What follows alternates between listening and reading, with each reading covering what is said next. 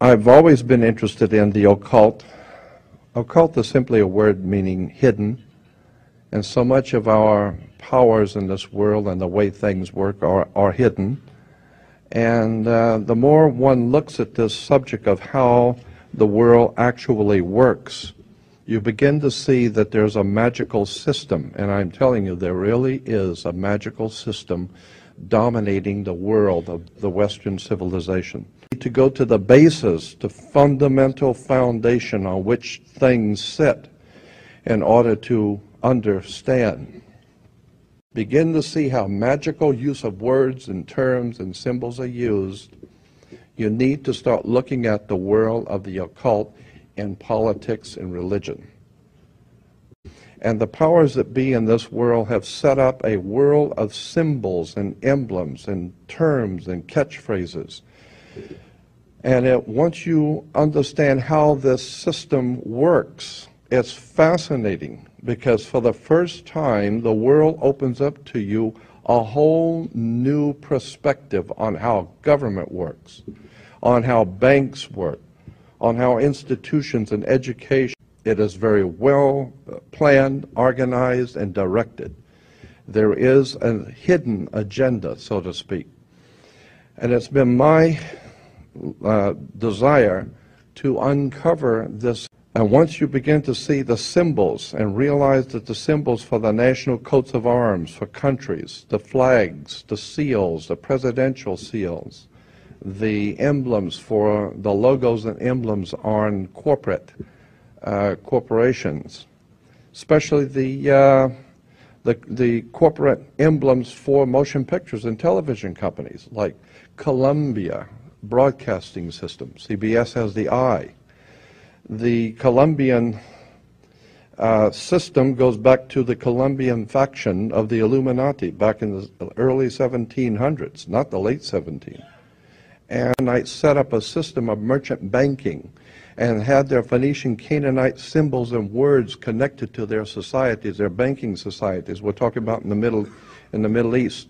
And then through the Greece and ultimately through Rome and then into Britannia and ultimately into this country comes an ancient Druidic Phoenician Canaanite magical system of finance, government, education, and all of it is right in front of you. But if you don't understand what the words are and what the words mean, you're never going to figure out how this stuff works. And incidentally, where do you find a bank? We go to banks all the time. Where do you find a bank?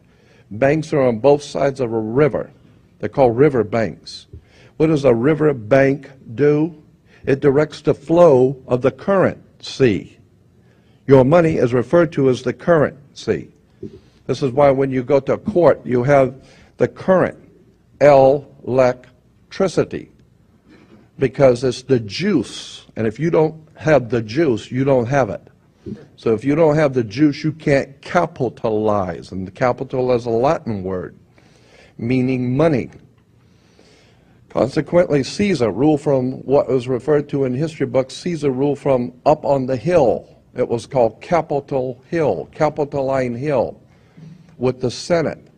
You need to understand that Washington, D.C. is a Jesuit Catholic establishment under international maritime admiralty law. And once you begin to see how the system of the ancient Catholic system, the Jesuits, the ancient Roman Empire, the Phoenician Canaanite banking system is all part of a world-dominating system. Again, I'm saying you better do your homework.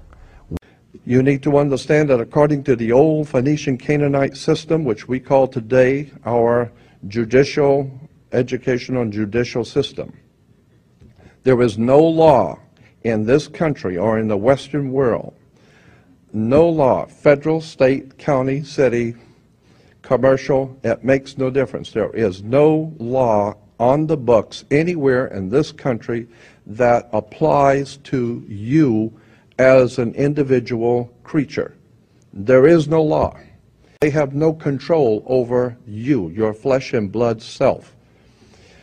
But somebody has to control this show, and so consequently, the ancient Phoenician Canaanites developed a system by which they would assign to every person a second you.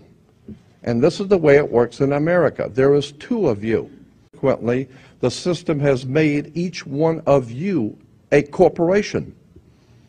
And how now do you distinguish which one, when someone's addressing you, that they're addressing you as the one that your mother gave birth to, or the corporate you? For every piece of important bills, insurance, driver's license, identification, taxes, I don't care what it is. If it's a piece of business, period, in any kind of way, shape, or form, your name must, by law, international maritime admiralty banking law, your name must appear in all capital letters. When you sign your name, upper and lower case, that is applying to your body. Your flesh and blood self is spelled, according to British and American law, upper and lower case, capital letter, lower case. That's you, your personal self.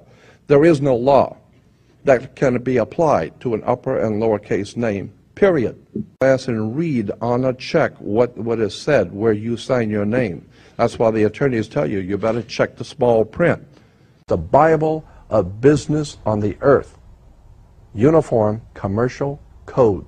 Uniform Commercial Code is based directly on Vatican canon law, on the Roman canon law. Consequently, when a ship pulls into port, it pulls in and stops, and it's called in its berth. The ship is now in its berth. Because it is on the law of the high seas, or commercial maritime, UCC commercial law rules the seas.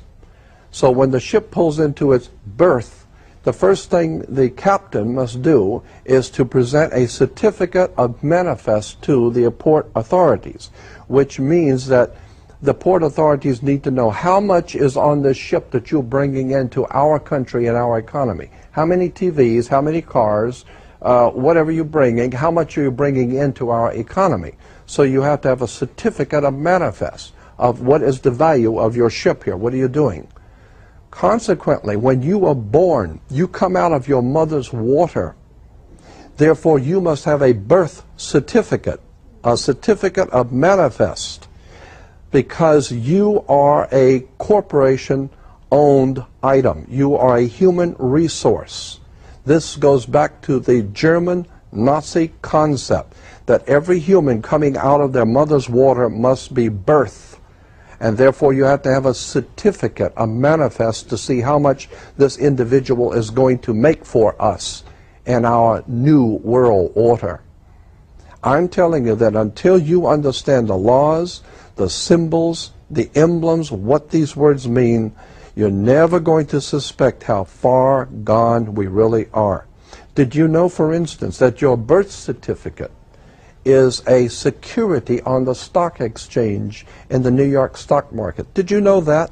Because if you order your birth certificate, get a new one, order your birth certificate, it'll only cost you, sometimes it's free, it'll only cost you a few dollars. Order your birth certificate. On your birth certificate, all birth certificates in this country, on the bottom, it will tell you this is printed on security papers.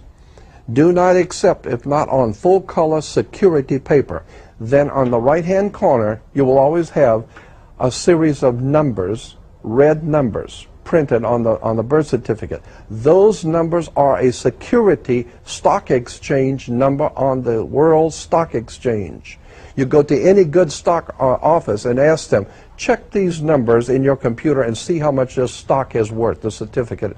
And they will check it on the New York Stock Exchange and find your birth certificate is a stock on the stock exchange in America.